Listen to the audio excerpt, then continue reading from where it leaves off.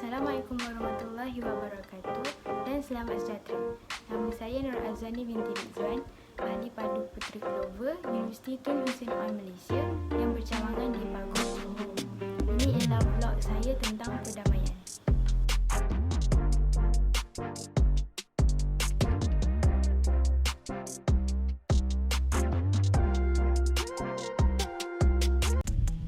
Perkataan perdamaian berasal dari perkataan damai. Definisi damai menurut Kamus Dewan Bahasa ialah tidak berperang atau serang menyerang, berbaik semula, tenteram dan tenang. Perkataan perdamaian pula dalam Kamus Dewan adalah bermaksud perihal atau keadaan berdamai. Firman Allah dalam surah Al-Hujurat ayat 9 yang bermaksud, dan jika dua puak dari orang-orang yang beriman berperang, maka damaikanlah di antara keduanya. Jika salah satunya berlaku zalim terhadap yang lain, maka lawanlah puak yang zalim itu sehingga ia kembali mematuhi perintah Allah. Jika ia kembali patuh, maka damaikanlah di antara keduanya dengan adil menurut hukum Allah. Serta berlaku adillah kamu dalam segala perkara. Sesungguhnya Allah mengasihi orang-orang yang berlaku adil.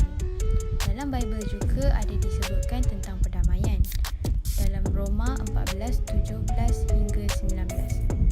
Sebab kerajaan Allah bukanlah soal makanan dan minuman, tetapi soal kebenaran, damai sejahtera dan sukacita oleh Roh Kudus. Kerana barang sesiapa melayani Kristian dengan cara ini, ia akan berkenan pada Allah dan dihormati oleh manusia.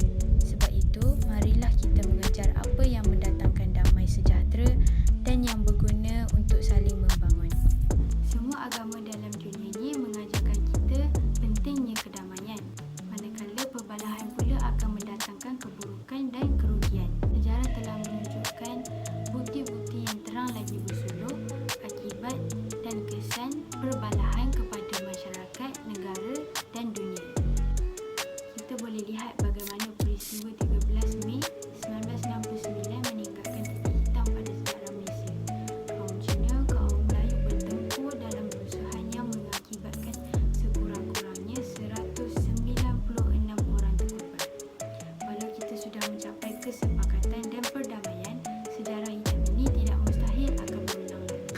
Bagi saya, peristiwa 13 Mei adalah berpunca daripada ketidakseimbangan dan ketidakadilan yang dilihat di antara kaum sedia ada. Dan hari ini di Malaysia, keadaan telah pun menjadi lebih teruk. Bukan kata perbalahan antara kaum, malah di dalam kaum itu sendiri. Contoh yang paling dekat, orang Melayu sendiri pun berbalah kerana mereka berpendapat berbeza-beza. Kita perlu sentiasa beringat bahawa tiada jaminan ancaman kepada keselamatan negara dan kesejahteraan rakyat tidak diuji. Mana-mana negara dalam dunia ini pun akan menghadapi cabaran yang sama. Pergolakan-pergolakan yang berlaku oleh kuasa besar dunia seperti China, Amerika dan India perlu dilihat dan difahami oleh masyarakat, kerana mahu tidak mahu, apa yang berlaku mengenai mereka akan memberi kesan kepada negara kita. Baru-baru ini, isu komunisme muncul kembali apabila beberapa insiden sambutan meraihkan komunisme dan insiden Abu Chimpeng. Pada pendapat saya, hal ini menjadi isu kerana rakyat tidak faham peristiwa-peristiwa dan implikasi Perang Dunia Kedua kepada negara. Ada pihak mempersoalkan aktiviti Chimpeng dan Parti Komunis Malaya PKM yang telah membunuh lebih 2,000 pasukan keselamatan dan mencederakan lebih 2,000 pasukan keselamatan lagi, tidak termasuk mengakibatkan kerugian harta benda. Saya fikir untuk mendapatkan titik pertemuan di kalangan rakyat Malaysia, rakyat perlu memahami sejarah yang mendalam.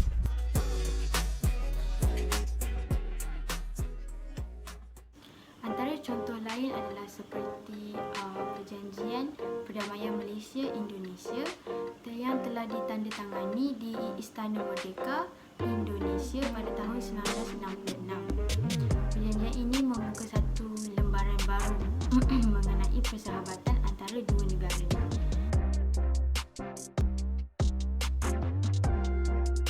Mengikut cara tersebut, kerajaan Malaysia telah diwakili oleh Timbalan Perdana Menteri Tun Abdul Razak, manakala Indonesia diwakili oleh Tun Adam Malik merangkap Menteri Luar Indonesia. Perjanjian ini merupakan lanjutan dari sidang damai anjuran Thailand yang dibuat dalam usaha menamatkan perbalahan antara kedua-dua negara akibat perselisihan faham tentang penubuhan Malaysia. Rombongan Malaysia telah sampai ke Jakarta pada 12 Ogos 1966 dan telah disambut baik oleh rakyat Indonesia. Usaha perdamaian ini adalah usaha dan kerjasama kedua-dua negara yang berasal dari satu negara. Rombongan beliau telah disambut dengan meriah oleh rakyat Malaysia. Ini melambangkan kemenangan dan kemesraan kedua-dua buah negara.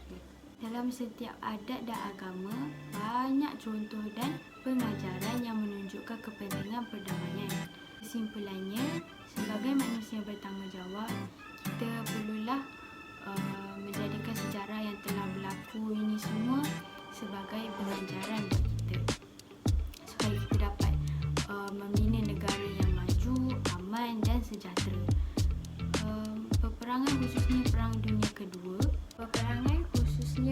Dunia Kedua telah menjadikan negara kita berhadapan dengan banyak cabaran dan implikasi yang sangat getih dalam segi politik, sosial, ekonomi dan sebagainya.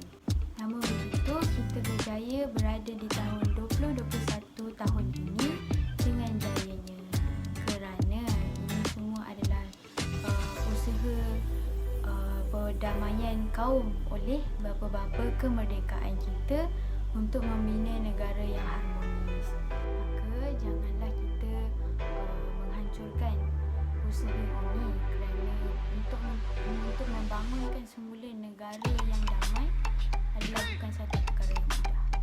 Terima kasih kerana menonton vlog saya. Sampai berjumpa lagi. Assalamualaikum dan selamat sejahtera.